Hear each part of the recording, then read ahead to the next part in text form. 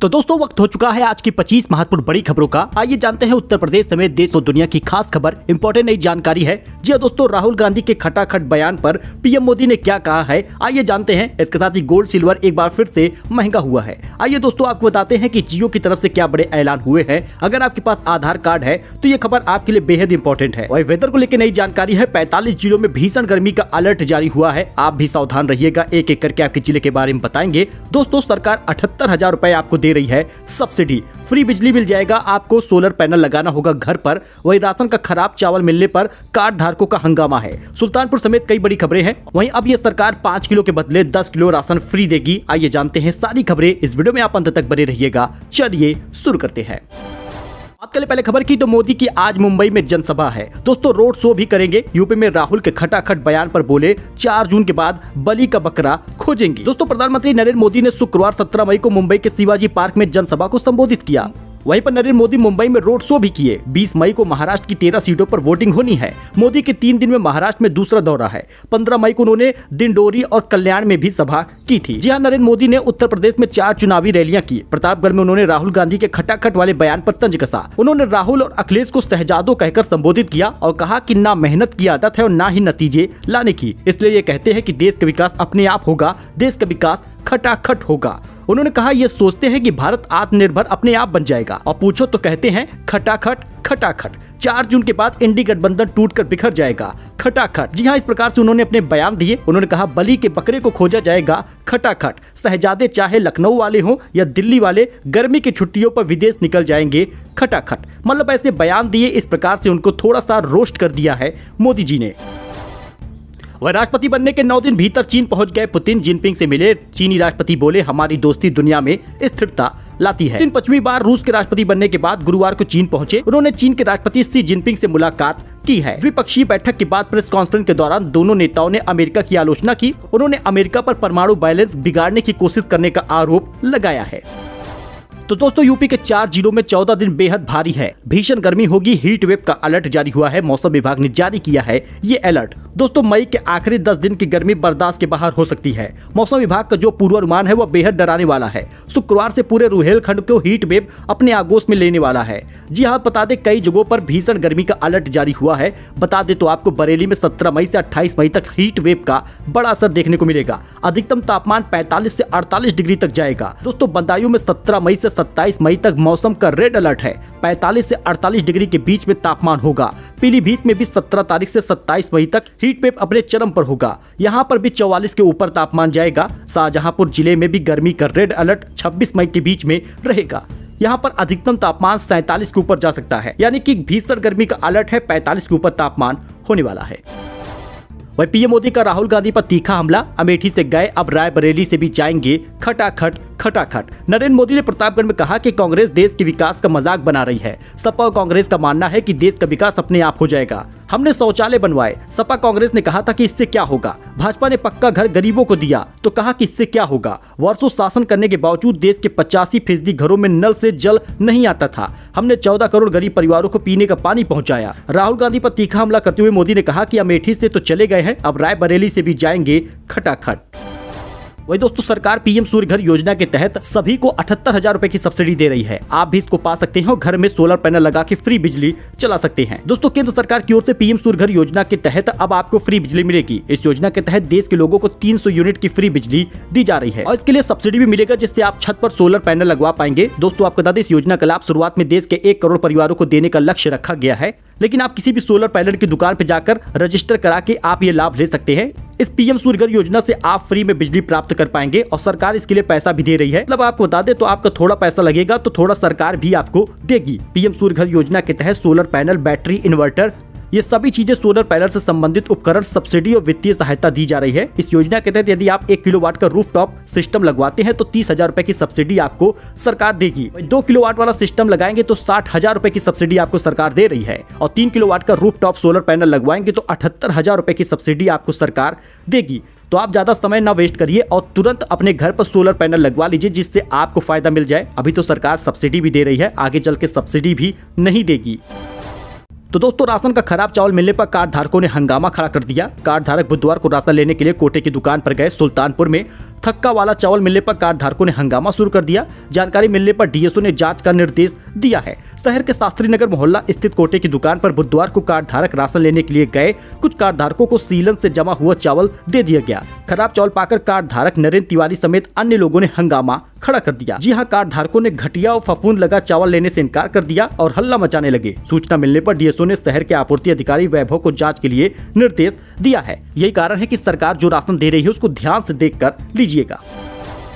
तो दोस्तों, कौन बनेगा प्रधानमंत्री, ये तो लगातार लोगों के मन में चल ही रहा है। लेकिन पहले हम आपको बात कर लेते हैं कांग्रेस के 4 चरणों के चुनाव का। दरअसल आपको पता ही होगा कि प्रियंका गांधी ने सरकार के द्वारा जो 5 किलो फ्री राशन दिया जा रहा है उसका विरोध किया है, लेकिन खुद उनकी पार्टी ने 10 किलो राशन देने की बात कही है। दरअसल कांग्रेस ने भी वादा कर दिया है कि अगर वो चुनाव जीतती है, सरकार बनती है उसकी, तो 5 किलो नहीं बल्कि 10 किलो मुफ्त राशन देगी। यानी उस योजना का वादा कर रही है जिसे कुछ दिन पहले प्रियंका गांधी बेकार बता रही थी। लेकिन सवाल ये है कि कांग्रेस इस योजना का वादा आखिर क्यों कर रही है? अगर करना ही था तो शुरू से ही करती, अपने मैनिफेस्टो घोषणा पत्र में लिखती। क्या उसे देर से मुफ्त राशन योजना का असर का पता चला? और सवाल यह है कि क्या लोगों पर भी इस वादे का असर होगा या नहीं। दोस्तों, आपको बता दें, सरकार इस समय 5 किलो राशन हर यूनिट पर फ्री देती है। यानी एक कार्ड धारकों को 4-5 यूनिट होने पर 25 किलो राशन फ्री मिल जा रहा है। अब ऐसे में कांग्रेस कह रही है कि अगर मेरी सरकार बनती है तो हर यूनिट पर हम 10 किलो राशन फ्री देंगे।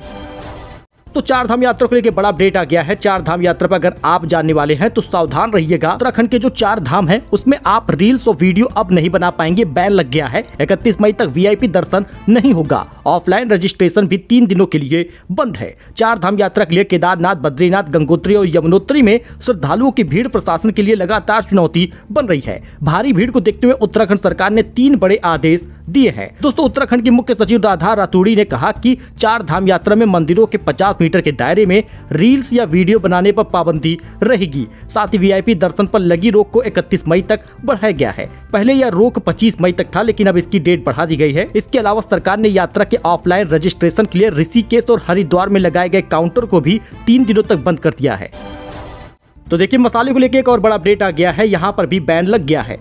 दोस्तों, अब नेपाल में भी एमडीएच और एवरेस्ट मसालों पर बैन लगा दिया गया है। कीटनाशक एथिलीन ऑक्साइड की जांच शुरू कर दी गई है। अप्रैल में सिंगापुर और हांगकांग में ये बैन किया गया था, लेकिन अब नेपाल तीसरा देश है। सिंगापुर और हांगकांग के बाद अब नेपाल ने भी भारत के 2 मसाले ब्रांड एवरेस्ट और एमडीएच की बिक्री, खपत और आयात पर रोक लगा दी है। नेपाल के खाद्य प्रौद्योगिकी और गुणवत्ता नियंत्रण विभाग के प्रवक्ता मोहन कृष्ण महराज ने न्यूज एजेंसी एएनआई से कहा कि नेपाल में आयात किए जा रहे एवरेस्ट और एमडीएच ब्रांड के मसालों के आयात पर प्रतिबंध लगा दिया गया है। मसालों में हानिकारक केमिकल के अंश पाए जाने की खबर आने के बाद 1 हफ्ते पहले आयात पर प्रतिबंध लगाया गया था।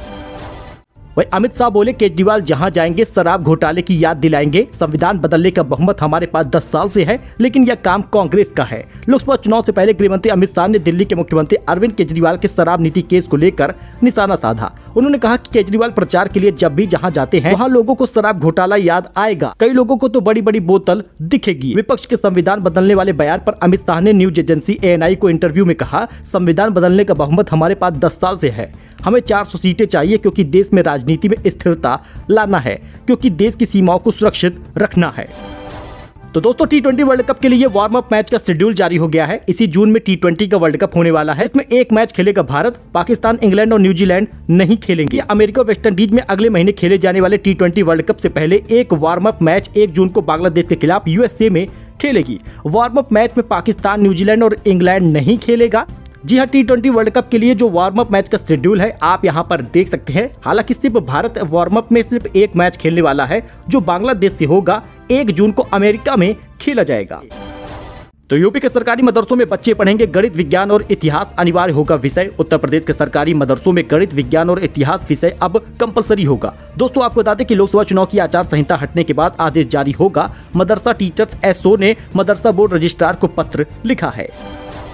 वही प्रधानमंत्री बनने के बाद क्यों नहीं करते प्रेस कॉन्फ्रेंस, पीएम मोदी ने खुद बता दिया इसका जवाब। दोस्तों, प्रधानमंत्री नरेंद्र मोदी प्रेस कॉन्फ्रेंस नहीं करते, इसको लेकर विपक्ष लगातार उन पर सवाल उठाते हैं। उन्होंने खुद इसका जवाब दे दिया है। पीएम मोदी ने अपने इस फैसले को सही ठहराते हुए कहा कि मीडिया की प्रकृति बदल गई है और यह अब पहले जैसी तटस्थ नहीं रही। पत्रकार अपने विचारों और विचारधाराओं को बढ़ावा देते हैं। उन्होंने कहा, मैं संसद के प्रति जवाबदेह हूँ। आज पत्रकारों की पहचान उनकी प्राथमिकता से होती है। मीडिया अब एक गैर पक्षपातपूर्ण इकाई नहीं है। यही वजह है कि वो प्रेस कॉन्फ्रेंस नहीं करते और यही एक रीजन उन्होंने दिया है। ईडी सीबीआई अब तक कितने करोड़ रुपए जब्त किए हैं, पीएम मोदी ने खुद बता दिया। गरीबों में बांटने की तैयारी भी करी है। पीएम मोदी ने खास तौर से पश्चिम बंगाल, केरल और बिहार के पूर्व मुख्यमंत्री लालू प्रसाद यादव से जुड़े मामलों का जिक्र किया। उन्होंने जानकारी दी कि अब तक सरकारी एजेंसियों से 1.25 लाख करोड़ जब्त किया जा चुका है। हाल ही में एक इंटरव्यू में उन्होंने कहा कि ईडी की तरफ से जब्त की गई राशि को गरीबों में वितरित किया जाएगा, रास्ते तलाशे जा रहे हैं। हालांकि उन्होंने यह साफ नहीं कहा कि ऐसा कब होगा, यानी कि वो गरीबों में बांट सकते हैं आवास योजना या कोई नई योजना लाकर उसमें लोगों को, गरीबों को फायदा दे सकते हैं जो जब्त की गई राशि है। तो दोस्तों, मिर्जापुर से एक बड़ी खबर सामने आ रही है। स्वर्ण मंडित सिंहासन पर विराजमान होंगी मां विंध्यवासिनी। दोस्तों, 1 महीने में मां विंध्यवासिनी का सिंहासन स्वर्ण मंडित हो जाएगा, यानी कि पूरा सोने से बना होगा, उस पर मां विराजमान होंगी। सिंहासन पर लगाने के लिए स्वर्ण मंडित नए खंबे तथा अन्य सामान आ गए हैं। करोड़ों की लागत से तैयार सामान जिला प्रशासन को उपलब्ध करा दिए गए हैं। प्रशासन ने उसे सुरक्षित डबल लॉक में रख दिया है। लोकसभा चुनाव बाद इसे लगाने की प्रक्रिया शुरू होगी। मां विंध्यवासिनी में गहरी आस्था रखने वाले और तमाम भक्त अक्सर अपनी श्रद्धा, आस्था और क्षमता के अनुसार दान देते हैं। इस बीच भदोही के एक उद्यमी संजय सिंह ने 2 माह पहले गर्भगृह को स्वर्ण मंडित कराने का प्रस्ताव दिया था। लगभग 4 करोड़ रुपए मूल्य का सोना और चांदी देने की इच्छा जताई। वही रवि किशन बोले, केजरीवाल के दिमाग पर जेल जाने का असर, योगी कहीं नहीं जा रहे। 400 से कम सीट आई तो देश गुलामी की तरफ बढ़ जाएगा। जी हां, रवि किशन ने बड़ा बयान दिया है। भोजपुरी फिल्म स्टार रवि किशन एक बार फिर से गोरखपुर से लोकसभा चुनाव लड़ रहे हैं। अरविंद केजरीवाल के योगी को मुख्यमंत्री पद से हटाने के बयान पर कहते हैं, उनके दिमाग पर जेल जाने का असर हुआ है। न ऐसी भाजपा की सोच है, न ऐसा कुछ होने वाला है। वही वाराणसी से बड़ी खबर, संपूर्णानंद विश्वविद्यालय में खुला योग ट्रेनिंग सेंटर। विद्यापीठ में 18 मई को एग्जाम होगा। संपूर्णानंद संस्कृत विश्वविद्यालय आज योग ट्रेनिंग के नए सेंटर का उद्घाटन किया गया। यहां पर योग कोर्स में एडमिशन लेकर पढ़ाई कर रहे छात्र छात्राओं को एक और विशेष कक्ष की सुविधा मिलेगी। यहां पर BA योग, MA योग और योग में PG डिप्लोमा कोर्स का संचालन किया जाता है। तो दोस्तों, ऑल टाइम हाई पर हो गया है सोना चांदी। आपको बता दें 85,700 रुपए प्रति किलो बिक रहा है चांदी, और सोना फिर से 73,500 रुपए पहुंच गया है। सोना और चांदी के रेट में एक बार फिर से बढ़ोतरी हुई है। IBJA के वेबसाइट के मुताबिक कारोबार के दौरान 10 ग्राम सोना 541 रुपए महंगा हो गया, अब 73,500 रुपए का मिलेगा। वही चांदी आज अपने ऑल टाइम हाई पर है, 1195 रुपए महंगी हो गई और 85,700 की मिलेगी। आप यहाँ पर कैरेट के हिसाब से सोने चांदी की कीमत देख सकते हैं। वही महिंद्रा की चौथी तिमाही में मुनाफा 32% बढ़कर 2038 करोड़ हो गया है। आय 25,109 करोड़ रही है। 21.10% शेयर का लाभांश देगी कंपनी। दोस्तों, automobile company Mahindra and Mahindra का वित्त वर्ष 2023-24 की चौथी तिमाही जनवरी से मार्च में मुनाफा सालाना आधार पर 31% बढ़कर 2038 करोड़ रहा है। एक साल पहले की समान तिमाही में कंपनी 1549 करोड़ का मुनाफा हुआ था, और अब कुल मिलाकर प्रति शेयर का लाभांश लगभग 21 रुपए कंपनी देगी। वोडाफोन आइडिया की चौथी तिमाही 7,674 करोड़ का घाटा हुआ है। आय 10,606 करोड़ रही है। VI का ARPU 146 रुपए रहा है। टेलीकॉम कंपनी वोडाफोन आइडिया यानी VI को वित्त वर्ष 2024 की चौथी तिमाही जनवरी से मार्च में 7,674 करोड़ का घाटा हुआ है। एक साल पहले की समान तिमाही में कंपनी का कंसोलिडेट नेट लॉस 6,418 करोड़ रहा था, यानी चौथी तिमाही में सालाना आधार पर कंपनी का घाटा 19% बढ़ा है। दोस्तों, जियो ने स्पेक्ट्रम नीलामी के लिए 3,000 करोड़ जमा किए। ये एयरटेल से 3 और VI से 10 गुना ज्यादा है। DOT को 10,000 करोड़ मिलने की उम्मीद है। रिलायंस जियो ने 5G स्पेक्ट्रम नीलामी के लिए अर्नेस्ट मनी डिपॉजिट यानी EMD यानी बयाना राशि के रूप में 3,000 करोड़ रुपए जमा किए हैं, जो टॉप 3 टेलीकॉम कंपनियों में शामिल भारतीय एयरटेल लिमिटेड से 3 गुना और वोडाफोन आइडिया से 10 गुना ज्यादा है। सो दोस्तों, ये कुछ अपडेट था, नई जानकारी थी। आई होप कि आपको ये पसंद आया होगा। मिलते हैं एक नई जानकारी के साथ अगले वीडियो में। आप हमारे साथ ऐसे ही बने रहिएगा। फॉर लेटेस्ट न्यूज चैनल को अभी सब्सक्राइब कर लीजिए। ऐसे ही मॉर्निंग में आपको टॉप हेडलाइन मिल जाएगी, जिससे आपको फायदा हो जाए। फिलहाल के लिए दोस्तों इतना ही। धन्यवाद।